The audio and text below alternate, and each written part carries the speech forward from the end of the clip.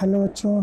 तो मैं भानु प्रताप सिंह आज आपको रेफ्रिजरेशन इक्विपमेंट यानी प्रशीतन उपकरण जो आरएसी का मतलब रेफ्रिजरेशन एंड एयर कंडीशनिंग का 6वां यूनिट है वो पढ़ाऊँगा।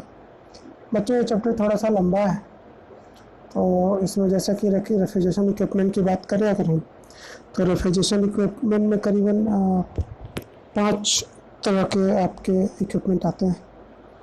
कंप्रेसर हो गया, कंडेंसर हो गया, एवेपोरेटर हो गया, एक्सपेंशन वाल्व हो गया, और 4 तो बेसिक है, और सेफ्टी इस चैप्टर में सेफ्टी डिवाइसेस भी हम देख लेते हैं। तो टोटल 5 पार्ट में ये मैं डिवाइड करूँगा इसको। तो कंप्रेसर से शुरू करता हूँ। तो सबसे पहले रेफ्रिजरेशन इक्विपमेंट है क्या?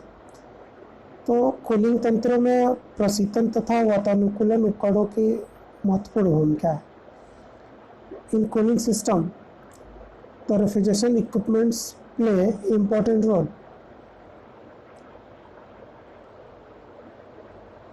तो जैसे किसी स्थान पे या किसी विशेष पदार्थ को जैसे हम अगर ठंडा करते हैं तो डिफरेंट इक्विपमेंट्स की ज़रूरत पड़ती है। तो रेफ्रिजरेशन इक्विपमेंट्स वो सारे इक्विपमेंट्स हैं जो किसी एक डिज़ायर्ड प्लेस को कूल करने के काम आती है। तो कूलिंग प्रभाव उत्पन्न करने के लिए कार्यकारी माध्यम जैसे कंप्रेसर हो गया, जैसे मैंने बताया, संपीड़क हो गया, वाष्पित्र यानी वेपोरेटर हो गया, एक्सपेंशन वाल्व यानी प्रसार वाल्व हो गया, और कंडेंसर हो गया जैसे कि संघनित्र हो गया। इन सब से होकर गुजरना पड़ता है रेफ्रिजरेंट को यानी प्रशीतक। तो बेसिकली है क्या? तो कूलिंग इफेक्ट प्राप्त करने के लिए प्रशीतक को जिन भी उपकरणों से होकर गुजरना पड़ता है वो सारे रेफ्रिजरेशन इक्विपमेंट यानी प्रशीतन उपकरण कहलाते हैं। To get the desire effect और कूलिंग इफेक्ट और refrigeration effect the refrigerant has to pass many more equipments. These equipments is called as refrigeration equipment. तो इंट्रोडक्शन देख लेते हैं किस लिए उपकरण का प्रयोग करते हैं।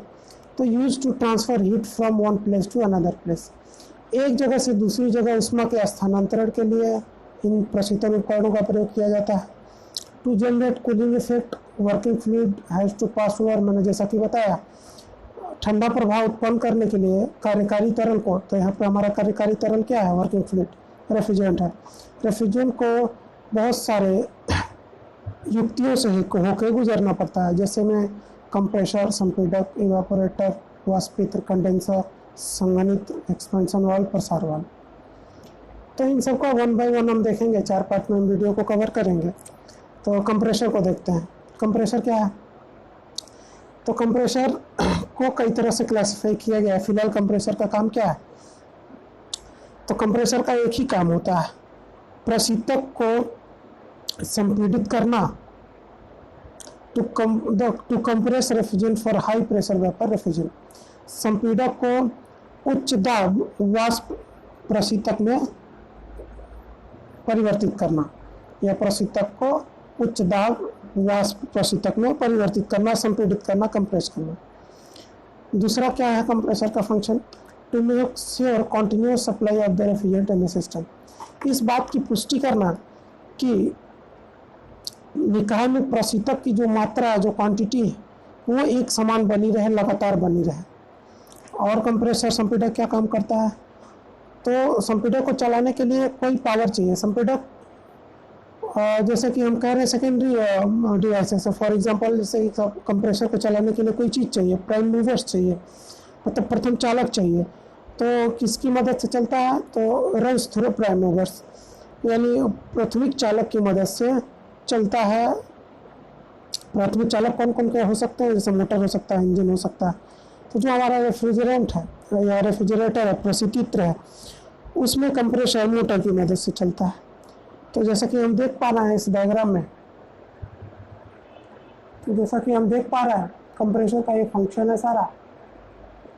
तो to make sure continuous supply of the refrigerant in the system, निकाय में प्रशीतक की मात्रा को लगातार बनाए रखना, और रन्स थ्रू प्राइम मूवर की सहायता, प्राथमिक चालक की सहायता से चलते हैं। प्राथमिक चालक जैसे कि मोटर या इंजन।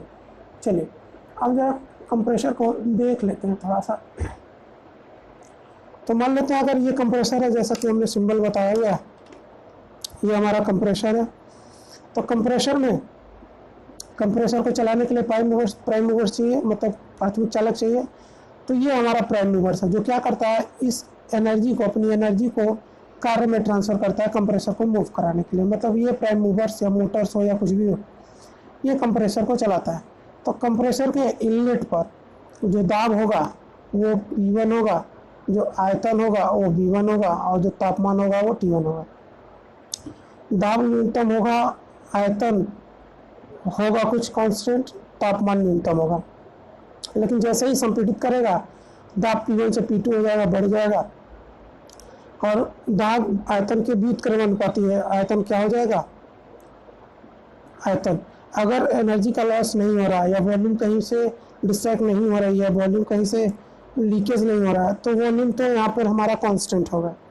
अगर देखें कि अगर हम माने कि कंप्रेसर कंप्रेस कर रहा है, तो कंप्रेसर V1 से कंप्रेस करेगा और V2 तक जाएगा। मतलब हायर, जब प्रेशर P1 था तब वॉल्यूम V1 थी, जब प्रेशर P2 होगा तब वॉल्यूम V2 होगी। मतलब जब प्रेशर लो होगा तो वॉल्यूम ज़्यादा होगी, और जब प्रेशर ज़्यादा होगा तो वॉल्यूम कम होगी, क्योंकि गैसेस कंप्रेस हो चुकी होंगी। और कंप्रेस होगा, प्रेशर बढ़ाएंगे, कंप्रेस करेंगे तो आयतन घट जाएगा और टेम्परेचर क्या हो जाएगा, बढ़ जाएगा। मतलब P1 और T1 प्रेशर और टेम्परेचर बढ़ जाएगा, वॉल्यूम घट जाएगा। तो कंप्रेसर का मेन फंक्शन ये। चलिए, तो कंप्रेसर का क्लासिफिकेशन से वर्गीकरण है, संपीड़क का वर्गीकरण है। तो संपीड़क को कई आधार पर बांटा गया है। जैसे पहला अगर मैं बात करूँ कार्यविधि के आधार पर, बेस्ड ऑन वर्किंग प्रिंसिपल, तो कार्यविधि के आधार पर या तो पश्चाग्र संपीड़क हो सकते हैं, रेसिप्रोकेटिंग कंप्रेसर हो सकते हैं, या तो घोड़ी संपीड़क रोटरी कंप्रेसर हो सकते हैं, या अपकेंद्री संपीड़क यानी सेंट्रीफ्यूगल कंप्रेसर हो सकते हैं। तो रेसिप्रोकेटिंग कंप्रेसर का इस्तेमाल कब करते हैं, यानी पश्चाग्र संपीड़क का प्रयोग कब करते हैं? पश्चात संपीड़क का प्रयोग कम विस्थापन के लिए, जैसे रेफ्रिजरेंट 12 और रेफ्रिजरेंट 22 में करते हैं। ये रेफ्रिजरेंट इस तरह के संपीड़क में इस्तेमाल होते हैं, रेसिप्रोकेटिंग में। रोटरी में जैसे हम मीडियम कंडेंसर के लिए, मतलब रोटरी कंप्रेसर में जो संघनित्र होता है वो मध्यम का होता है। जैसे R21 इसमें इस्तेमाल करते हैं रोटरी कंप्रेसर में, R14 करते हैं। अब सेंट्रीफ्यूगल की बात कर लें अगर अपकेंद्री की, तो ज़्यादा विस्थापन के लिए इस्तेमाल होते हैं, ज़्यादा आयतन के विस्थापन के लिए प्रयोग किए जाते हैं, जैसे R11, R12, R113, R113 यानी R113 रेफ्रिजरेंट इस्तेमाल किए जाते हैं। बच्चों, मैंने क्लासेस में इसका नॉमेनक्लेचर बताया हुआ है रेफ्रिजरेंट का, R12, R22, R21, R14, R11, R12, R113, ये सब मैंने क्लासेस में बताई है कि इसका केमिकल नाम क्या है, कैसे करते हैं। सैचुरेटेड, अनसैचुरेटेड और हाइड्रोकार्बन कंपाउंड ये मैंने बताया हुआ है, तो यहाँ पे नहीं बताऊँगा। तो नंबर ऑफ स्ट्रोक के आधार पर क्या है, मतलब कार्यकारी स्ट्रोक या आघात की संख्या के आधार पर कितने तरह के हो सकते हैं। या तो वो सिंगल एक्टिंग हो सकता है, एकल क्रिया संपीड़क हो सकता है, या डबल एक्टिंग कंप्रेसर हो सकता है, मतलब बहु अवस्था संपीड़क हो सकता है। तीसरा जो हमने क्लासिफिकेशन किया है वो किया है अवस्थाओं की संख्या के आधार पर, based on number of stages. तो जो based on number of stages है, वो based on number of stages आपका, मतलब जो हम कह रहे हैं अवस्थाओं की संख्या के आधार पर, या तो सिंगल स्टेज हो सकते हैं, या तो एकल अवस्था संपीड़क हो सकते हैं, या मल्टी स्टेज कंप्रेसर हो सकते हैं, मतलब बहु अवस्था संपीड़क हो सकते हैं। ठीक है बच्चों, क्लासिफिकेशन एक और बचा हुआ है, दो और बचा हुआ है बेसिकली, कि चालन विधि के आधार पर बचा हुआ है, और अपना हमारा प्रथम चालक की स्थिति के आधार पर बचा हुआ है। चलिए उसको देखते हैं। ठीक है बच्चों, तो बेस्ड ऑन ड्राइव, चालन विधि के आधार पर ड्राइव मेथड है। तो चालन विधि के आधार पर या तो डायरेक्ट ड्राइव हो सकता है, सीधे चालन द्वारा हो सकता है, या तो बेल्ट ड्राइव हो सकता है, बेल्ट चालन द्वारा हो सकता है। अब प्राइम मूवर की स्थिति यानी प्रथम चालक की स्थिति के आधार पर based on location of prime mover पे कितने तरह के हो सकते हैं? तो दो तरह के हो सकते हैं, एक सेमी हर्मेटिकली सील्ड कंप्रेसर और दूसरा हर्मेटिकली सील्ड कंप्रेसर। मतलब सेमी का मतलब अर्ध होता है, अर्ध हर्मेटिक संपीड़क, और दूसरा कि हर्मेटिकली सील्ड मतलब पूरी तरह से हर्मेटिक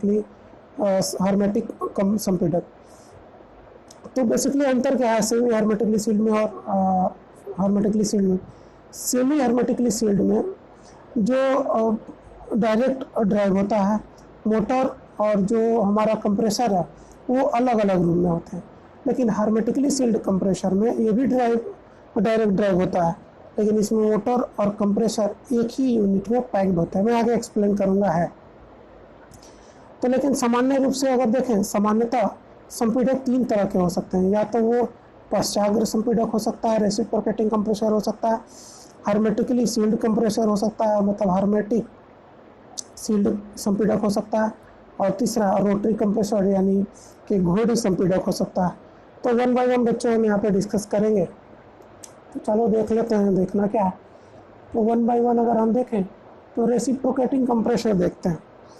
तो रेसिप्रोकेटिंग कंप्रेसर जनरली हम बच्चों 1/12 किलोवाट से बहुत छोटे साइज से जो घरेलू रेफ्रिजरेंट में या रेफ्रिजरेटर में परिस्थिति में प्रयोग होता है, और 150 किलोवाट यानी बड़े बड़े क्षमता में भी हम प्रयोग करते हैं। मतलब इसकी रेंज 1/12 किलोवाट से 150 किलोवाट तक के रेफ्रिजरेशन कैपेसिटी के लिए हम कर सकते हैं, प्रशीतन क्षमता के लिए करते हैं। ये सामान्यतः सिंगल एक्टिंग वर्टिकल कंप्रेसर होता है, मतलब एकल क्रिया ऊर्ध्वाधर संपीड़क हो सकता है, और या तो डबल एक्टिंग हॉरिजॉन्टल हो सकता है, मतलब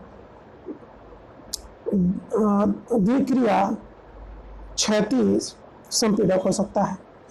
तो कंप्रेसर का फंक्शन देख लेते हैं, रेसिप्रोकेटिंग कंप्रेसर कैसे वर्क करता है। तो 1 बाय 1 इसको एक्सप्लेन करूँगा मैं। तो सबसे पहले तो मेन पार्ट्स जो हैं वो हम देख लें कि मेन पार्ट्स इसके क्या क्या हैं। तो बच्चों ये क्रैंक होता है, ये हमारा कनेक्टिंग रॉड है, ये हमारा पिस्टन है जो बना हुआ है, ये टॉप डेड सेंटर है, और जहाँ तक पिस्टन मूव करेगा बॉटम तक उसको हम कहेंगे बॉटम डेड सेंटर, BDC। ये हमारा कनेक्टिंग रॉड है, ये हमारा क्रैंक है, ये हमारा पिस्टन है। अच्छा बच्चों, और ये हमारा 2 वाल्व लगा है, एक सक्शन वाल्व होगा, एक डिस्चार्ज वाल्व होगा। सक्शन वाल्व को इस तरह से भी बनाते हैं, डिस्चार्ज वाल्व को इस तरह से भी बनाते हैं। तो सक्शन वाल्व, डिस्चार्ज वाल्व, ये यहाँ से रेफ्रिजरेंट, वेपर रेफ्रिजरेंट इन होता है, कंप्रेस होने के बाद यहाँ से एग्जिट हो जाता है। तो इसको सक्शन वाल्व, इसको डिस्चार्ज वाल्व कहेंगे, और ये सिलेंडर हेड है। तो बच्चों होता कैसे है, जब रेफ्रिजरेंट वाष्पित यानी वेपोरेटर से पास होने के बाद वो कंप्रेशर में आएगा, कंप्रेस होने के लिए, संपीड़क में आएगा संपीड़ित होने के लिए, तो यहाँ से इन करेगा। जब ये इन करेगा, piston TDC top dead centre से बॉटम डेड सेंटर की तरफ मूव करेगा। जब पिस्टन TDC से BDC की तरफ मूव करेगा तो ये यहाँ पे इनलेट वाल्व ओपन हो जाएगा, सक्शन वाल्व ओपन हो जाएगा, और यहाँ पे बाहर की तुलना में अंदर प्रेशर कम हो जाएगा। तो कम होगा तो रेफ्रिजरेंट जो हमारा प्रशीतक है इवेपोरेटर से निकलने के बाद इसमें आ जाएगा। तो जैसे ही रेफ्रिजरेंट आएगा, तो रेफ्रिजरेंट आने के बाद पिस्टन TDC से BDC आएगा, क्रैंक रोटेट होगा। फिर जब ये पिस्टन BDC से मतलब यहाँ से ऊपर जाएगा तो ये दोनों वाल्व क्लोज होंगे। तो कंप्रेसर क्या करेगा, इसको कंप्रेस कर देगा, संपीड़ित कर देगा, ऊपर जितने इसके रेफ्रिजरेंट है प्रशीतक कंप्रेस कर देगा। उसके बाद ये एग्जॉस्ट वाल्व खुल जाएगा, एग्जॉस्ट वाल्व खुलेगा तो कंप्रेस्ड रेफ्रिजरेंट एग्जॉस्ट वाल्व के जरिए, एग्जिट वाल्व के जरिए बाहर निकल जाएगा। तो फंक्शन यही है, 0 to 180 में पिस्टन TDC से BDC आएगा, और 180 to 360 में पिस्टन BDC से TDC आएगा।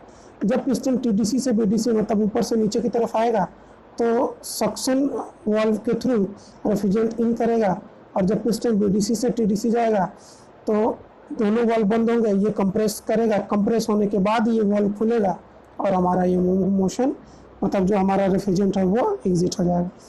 यहाँ पे देख सकते हैं आप कि यहाँ से सक्शन वाल्व के थ्रू या सक्शन पोर्ट जो एंटर है वहाँ से हमारा रेफ्रिजरेंट इन होगा, TDC से BDC तक आएगा, पिस्टन तो रेफ्रिजरेंट अंदर आएगा, और जब BDC से पिस्टन TDC जाएगा दोनों वाल्व बंद होंगे, कंप्रेस करेगा, कंप्रेस करने के बाद ये वाल्व ओपन हो जाएगा और कंप्रेस्ड रेफ्रिजरेंट मतलब संपीड़ित प्रशीतक एग्जिट के जरिए कंडेंसर को चला जाएगा। यहाँ से इवेपोरेटर से आता है और यहाँ कंडेंसर को चला जाता है कंडेंस होने के लिए, क्योंकि कंप्रेस करेगा तो प्रेशर बढ़ेगा, टेम्परेचर बढ़ेगा। ठीक है बच्चों, तो ये बेसिक सा वर्किंग प्रिंसिपल है। चलिए अगला बच्चों हार्मेटिकली सील्ड कंप्रेशन, मतलब समुद्रिक भी कहते हैं इसको, समुद्रिक सील्ड संपीड़क। होता क्या है इसमें, जब संपीड़क तथा मोटर एक ही शाफ्ट पर कार्य करते हैं और कंडीशन है कि एक ही केसिंग में बंद हो, तो वो समुद्रिक सील्ड संपीड़क कहलाते हैं। मतलब when the compressor and motor unit are compact in a single casing, then ऐसे भी कह सकते हैं when compression and motor are working on the same shaft and both are packed in the same casing, then this type of compressor is called as hermetically sealed compressor। तो होता क्या है, इस प्रकार के संपीड़कों में क्रैंक शाफ्ट सील की आवश्यकता नहीं होती है generally. In this type of compressor crank shaft seal is not required. क्यों? क्योंकि साधारण संपीड़क में लीकेज की समस्या होती है, तो वहाँ पे हमें क्रैंक सील देने की आवश्यकता पड़ती है। लेकिन यहाँ पर ये पूरा कंप्रेसर यूनिट और मोटर यूनिट पैक्ड होता है, इसीलिए यहाँ पर लीकेज के चांसेस हैं ही नहीं। तो जब लीकेज के चांसेस ही नहीं है, रिसाव के चांसेस ही नहीं है, तो हमें क्रैंक शाफ्ट सील की आवश्यकता नहीं पड़ती है। तो जैसा कि हम कह रहे हैं, the shaft of compressor and motor are same. संपीड़क और मोटर की शाफ्ट एक ही होती है, क्योंकि मोटर ही संपीड़क को चलाता है और दोनों एक ही केसिंग में बंद होते हैं, जैसा कि यहाँ पे दिखाया गया। ये हमारा मोटर है, ये कंप्रेसर है, दोनों एक ही यूनिट में बंद है बच्चों। तो सेम केसिंग में बंद होते हैं, तो लीकेज के चांसेस है ही नहीं। ऐसे संपीड़क को हम हर्मेटिकली सील्ड कंप्रेसर कहते हैं। देख लेते हैं बच्चों इसकी थोड़ी वर्किंग कैसे है, कैसे वर्क कर रहा है, कैसे चलता है, तो आप समझ सकते हैं।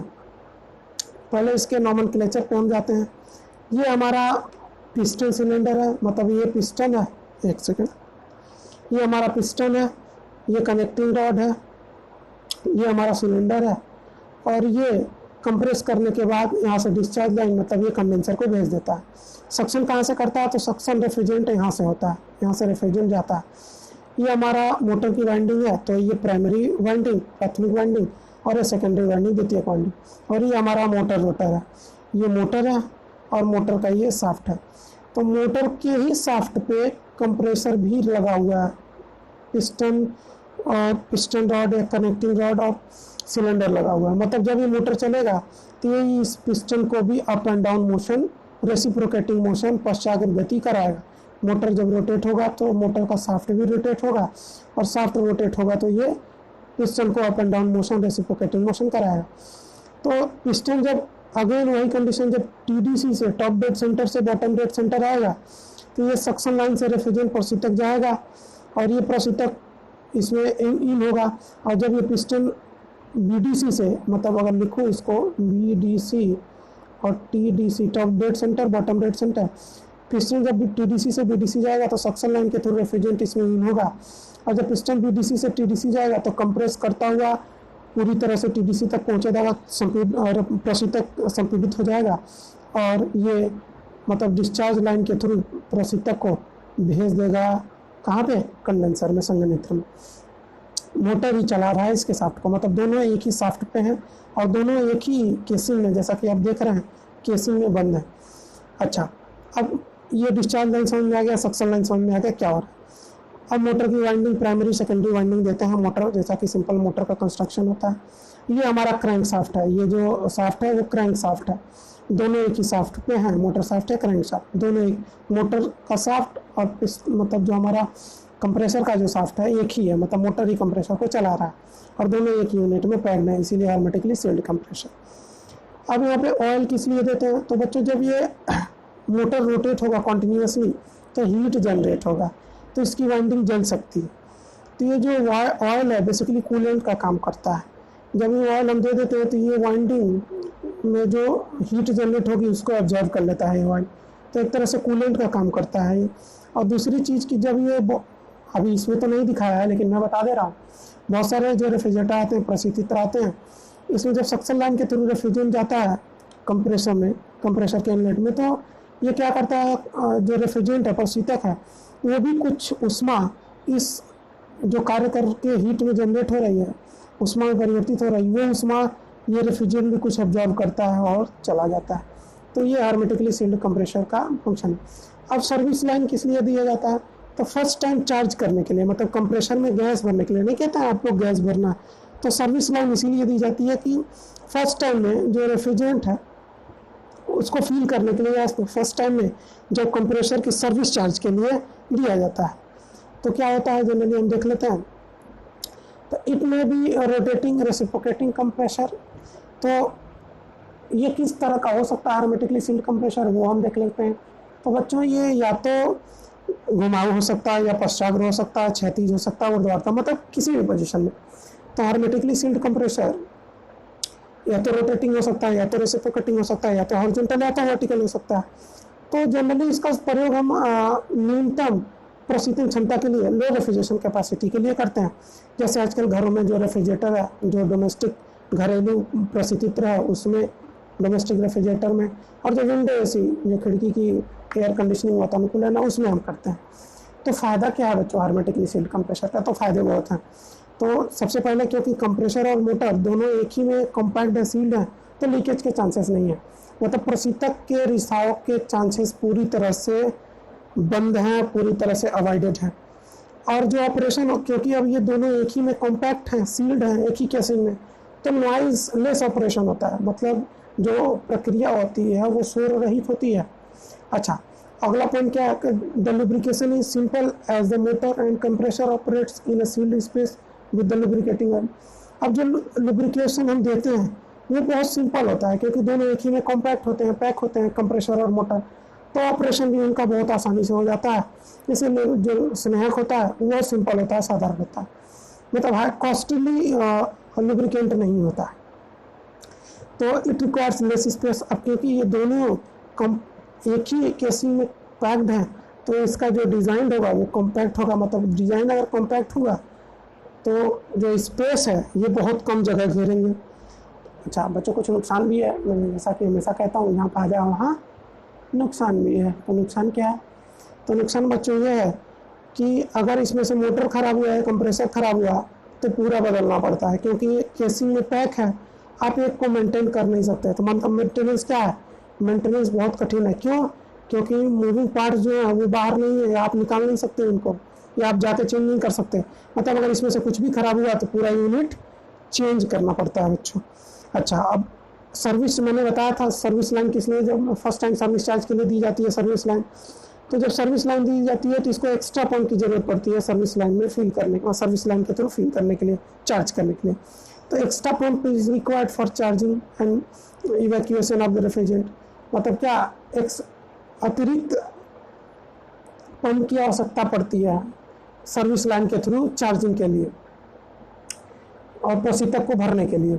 तो बच्चों ये सारी कमियां हैं, जो बेसिकली दो ही है। पहला कि मेंटेनेंस स्टफ है, दूसरा सर्विस लाइन के थ्रू सर्विस चार्ज के लिए, फर्स्ट टाइम सर्विस चार्ज के लिए क्या हो रहा है, फर्स्ट टाइम सर्विस चार्ज के लिए यहाँ पर मतलब इवैक्यूएशन मतलब परित्याग, मतलब प्रशीतक के चार्जिंग, इसका मतलब ये हुआ कि प्रशीतक के चार्जिंग और परित्याग के लिए अलग से पंप देना पड़ा। देख लीजिए इस सर्विस लाइन के थ्रू जब हम फील करेंगे या निकालेंगे रेफ्रिजरेंट को, प्रशीतक को, तो यहाँ से क्या होगा, एक्स्ट्रा पंप की आवश्यकता पड़ती है, इसका ड्रॉबैक। और मेंटेनेंस स्टफ है, क्योंकि सब एक ही में पैक्ड है, इसमें से कुछ भी बदलता है तो पूरा यूनिट चेंज करना पड़ता है।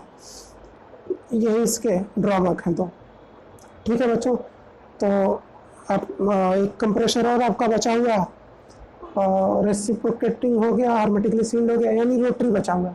चलिए उसको भी देख लेते हैं।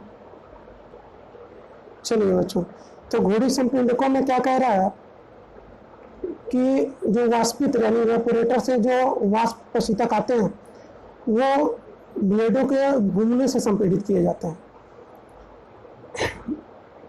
Refrigerant is compressed by passing through evaporator with the help of moving blades। घोड़ी संपीड़क धनात्मक विस्थापन प्रकार के होते हैं, मतलब rotary compressor as positive displacement type compressor. क्यों? क्योंकि इनमें जो क्लियरेंस है, जो अवकाश है वो नगण्य होता है, because clearance in these are negligible, इसलिए ये उच्च आयतनिक दक्षता रखते हैं। Hence it is having high volumetric efficiency. तो ये यूज कहाँ होते हैं? तो जनरली ये संपीडक जो रेफ्रिजरेंट R12 है, R22 है या अमोनिया है, इस जैसे प्रसूतकों के लिए रोटरी कंप्रेसर इस्तेमाल किया जाता है। Rotary compressor is used for the refrigerant R12, R22 and ammonia.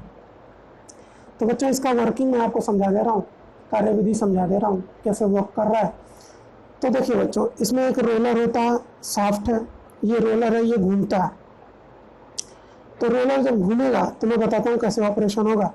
ये हमारा सक्शन पोर्ट है, सक्शन पोर्ट के थ्रू, इस पोर्ट के थ्रू हमारा रेफ्रिजरेंट प्रशीतक रोटरी कंप्रेशन में इन होगा कंप्रेस करने के लिए, और डिस्चार्ज पोर्ट के थ्रू हमारा प्रशीतक यानी जो रेफ्रिजरेंट है वो कंप्रेस होने के बाद कंडेंसर को जाएगा, निकलेगा यहाँ से। ये हमारा एक वाल्व सीट लगा हुआ है, इसको हम वाल्व सीट कह सकते हैं बच्चों। देखिए ये शाफ्ट है, जैसे ये रोलर घूमेगा, रोटेटिंग मोशन करेगा, तो रोटेटिंग मोशन करेगा तो ये यहाँ से ये इस तरह का होगा, यहाँ से ऐसे करेगा, ये ऐसे, फिर ऐसे, फिर ऐसे, फिर ऐसे, फिर ऐसे, फिर ऐसे करता रहेगा। मतलब जब ये इस पोर्शन में होगा तो यहाँ का प्रेशर न्यूनतम होगा, यहाँ से सक्शन होगा, सक्शन होगा तो रेफ्रिजरेंट इन करेगा, सक्शन के थ्रू रेफ्रिजरेंट इन होगा, और ये रोलर घूमता हुआ यहाँ तक आएगा। तो ये रोलर जैसे ही घूमेगा इसको कंप्रेस करता हुआ जाएगा, कंप्रेस करता हुआ जाएगा, तो ये हमारा लो प्रेशर साइड हो जाएगा, या लो प्रेशर एरिया न्यूनतम दाब क्षेत्रफल हो जाएगा, क्षेत्र हो जाएगा। क्योंकि सक्शन के थ्रू जैसे ही रेफ्रिजरेंट इन हुआ, कंप्रेस यहाँ से इन होता है और यहाँ के बाद से कंप्रेस होना शुरू हो जाता है, क्योंकि ये रोलर ये यहाँ जाएगा, फिर इधर आएगा, फिर इधर जाएगा, फिर इधर आएगा, तो यहाँ से सक्शन और इधर कंप्रेस करता हुआ इधर से निकाल देता है। तो जैसे ही रोलर जब इधर आएगा तो ये कंप्रेस करना शुरू कर देगा, और कंप्रेस करेगा तो ये हमारा उच्च दाब क्षेत्र हो जाएगा, हाई प्रेशर एरिया हो जाएगा। यहाँ प्रेशर न्यूनतम इतने जोन में, यहाँ से प्रेशर हाई होना शुरू हो जाएगा। और जब ये रोलर यहाँ तक पहुँच जाएगा कंप्रेस करता हुआ, ये यहाँ से ऐसे घूमेगा, ये घूमेगा, तो यहाँ से सक्शन होता हुआ कंप्रेस होता हुआ ये यहाँ से एग्जिट कर देगा। तो ये जब प्रेशर यहाँ तक आ जाएगा ये रोलर, तो क्या होगा, ये रेफ्रिजरेट का प्रेशर, प्रशीतक का जो दाब है वो अधिक हो जाएगा, वाल्व सीट ओपन हो जाएगी, और ये डिस्चार्ज पोर्ट के थ्रू कंडेंसर को चला जाएगा। ये हमारा सिलेंडर है, और इसमें इसेंट्रिसिटी होती है, उत्केंद्रता होती है, क्योंकि ये यहीं पे नहीं घूम रहा है, ये ऐसे घूमता है, ऐसे घूमता है बच्चों, यहाँ से आएगा, फिर ये पार्ट इधर चला जाएगा, मतलब यहाँ से सक्शन, यहाँ से कंप्रेशन। इसका एनिमेशन देखिएगा, आप लोग क्लियर हो जाएगा। ठीक है बच्चों, तो रोटरी कंप्रेसर जनरली हमने बताया कि हाई वॉल्यूम कैपेसिटी, इसकी जो आयतनिक दक्षता है या आयतनिक क्षमता है वो बहुत अधिक है। अच्छा, और क्या है इसमें? तो और बच्चों जनरली ये भी बताया कि R12, R22 और अमोनिया के लिए प्रयोग होता है। इसमें एक फिक्स सिलेंडर होता है, जैसा कि आप देख पा रहे हैं, सिलेंडर फिक्स है। एक रोलर होता है, ये रोलर जो घूमता है, और एक शाफ्ट होता है ये।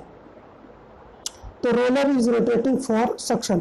जब ये रोलर घूमता है तो यहाँ से सक्शन होगा और इधर डिस्चार्ज होगा, इधर सक्शन होगा, इधर डिस्चार्ज होगा, इधर सक्शन होगा, इधर डिस्चार्ज होगा, कंप्रेशन एंड डिस्चार्ज। तो जब रोलर घूमता है तो ये सक्शन कराएगा, ये संपीड़ित भी करेगा, कंप्रेशन भी करेगा और डिस्चार्ज भी कराएगा। मतलब यही रोलर सक्शन, यही रोलर कंप्रेशन और यही रोलर डिस्चार्ज के लिए रेस्पॉन्सिबल है बच्चों।